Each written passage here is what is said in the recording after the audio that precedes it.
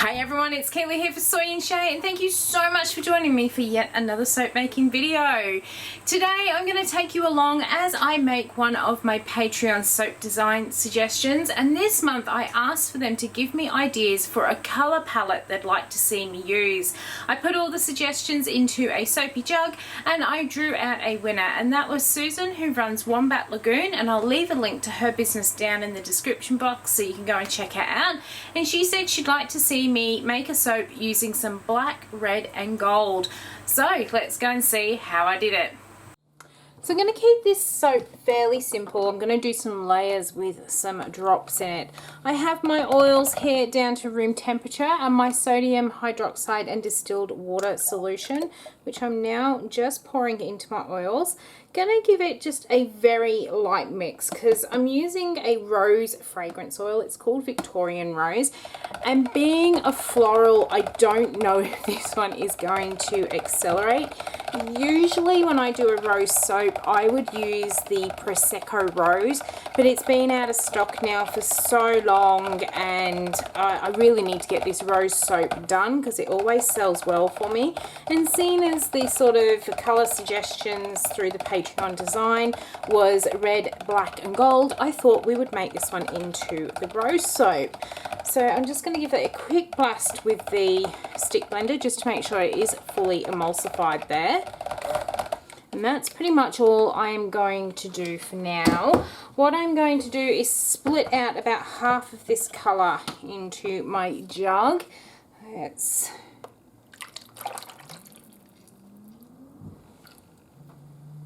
maybe a little bit more. I am also, before I forget, I almost forgot, going to pour off a little bit of green because I want to do some piping a little bit later on. That is probably way too much, but too late now. In fact, it's not too late because one of these is going to be black. So it doesn't matter if I pour a bit of green in there.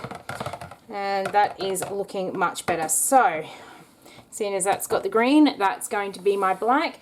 This one here is going to be my red, and that's looking good. I have got the really red mica from Nurture Soap, and I'm going to use this as my bottom layer. And pretty much I find this colorant, I don't know if anyone else does, it might just be my recipe, but I do find this one actually accelerates my batter a little bit. So I'm pretty much going to mix this in, pour in some of my fragrance, and then I'm going to pour it into my soap mold. I will then finish mixing this one up. I'm going to put some activated charcoal in. I'm going to do a little bit of a drop and then pour the rest of it on top, but also into my black here I am going to do a gold mica drop in there as well.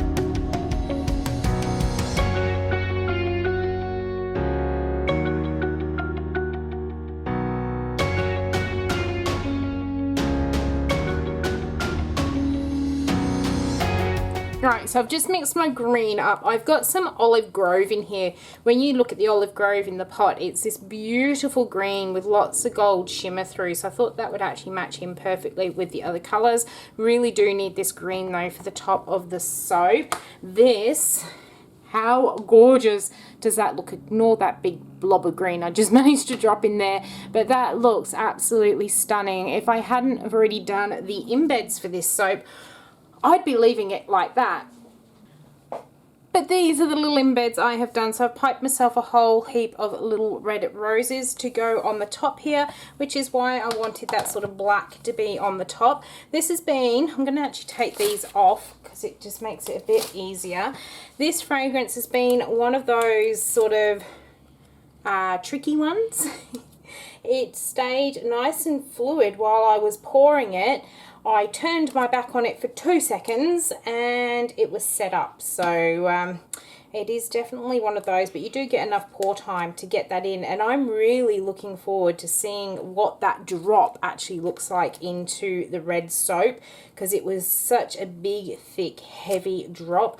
I think that is going to be very, very interesting. Now I know I'm going to be covering a lot of this gold up while I'm putting these roses on, but I still like to kind of do the top to make it look pretty, so that if there are any spaces in between where I put these roses and the leaves, you still get that little bit of interest of that gold shining through, because I haven't done so many that I'm going to completely jam pack the top of this soap. So it will make a really pretty contrast, I think. So I do have another tray behind me with more of these on here. Now if you do follow along with me over on Instagram, I have started playing around with the whole reels sort of thing, and I did put a reel out of me piping these roses.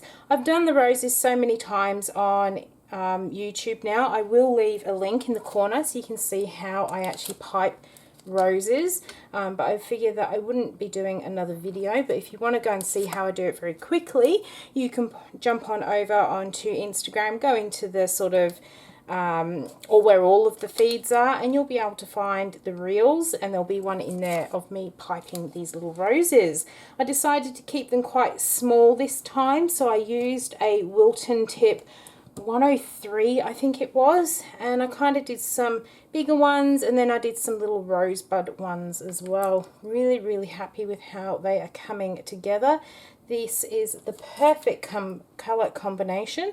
It will come out just in time for Valentine's Day. Not your traditional Valentine's colours, but I still like this whole concept of black and red together with that little bit of gold.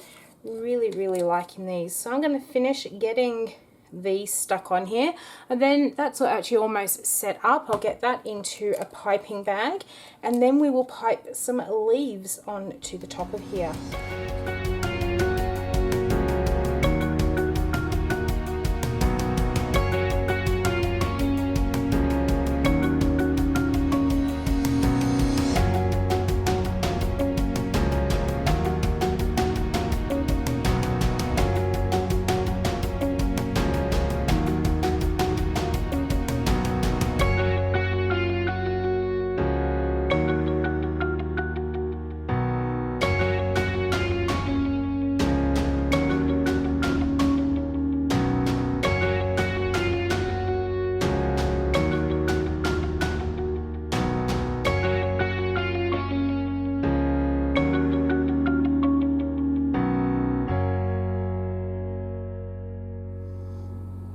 Okay, so here is the black, red and gold soap with just a little bit of green in there. I am absolutely loving how this has come together. I did give it that spray with a little bit of the Extravagance Gold Mica. You can see I had a whole heap squirt out there, but that is going to be that sort of end cut, so that's not too bad. I'm going to leave it sit here overnight, and we'll be back in just one moment, and we'll take a look at the inside. And here it is, our rose soap. Look at the sides. Doesn't that look absolutely stunning? That gold on that black there. Got that big piece of gold at the end of that one. That's going to be my little tester piece. So we'll turn it around to go in here. It smells just like roses. Really, really strong of roses as well. Very keen to see what is on at the inside because it was so thick. Wondering if we are going to get any form of a drop through there. Let's start cutting through it. I'm going to break a couple of those leaves, but it's all good. Keep going through, and then we'll take a look. Alright, so let's grab this one from off the end here. There is our little rose garden on the top, and that is the inside. I really like that, how it's come together. Not quite the drop swirl I was wanting, where I had some really fine drops coming in, but I really like how that black is kind of splashed in and then the red has just splashed back up. Really like it. Love how that gold is just veined through the black. Not sure what all this white is. It's almost like glycerin river, but there was no titanium dioxide in the colorants there, and they were very well mixed in as well, but that all just adds to the whole sort of look and appeal of the soap. Really love this. It's very different to what I would usually do, and it's kind of giving me almost like a Snow White Wicked Queen sort of vibe. Oh dear, that's pretty bad, isn't it? But I really like how that has come together, and I was really worried because I thought, oh, it's just not going to have any form of drop.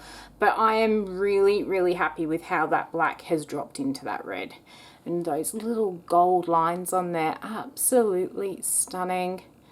So Susan, I hope you really like what I have done with your color palette here and created this little rose garden. And that red's kind of zoomed up in there as well. Very pleased with it. Very different to what I would usually put out too. This one should be ready in time for Valentine's Day. But if you follow along with me over on Instagram, you'll see pictures of when this one is actually ready and available to go. So I hope you have enjoyed watching how I made this rose garden soap. If you did, why not leave me a thumbs up and any comments down below. And until the next video comes out, I hope you have a wonderful week and I will see you then. Bye.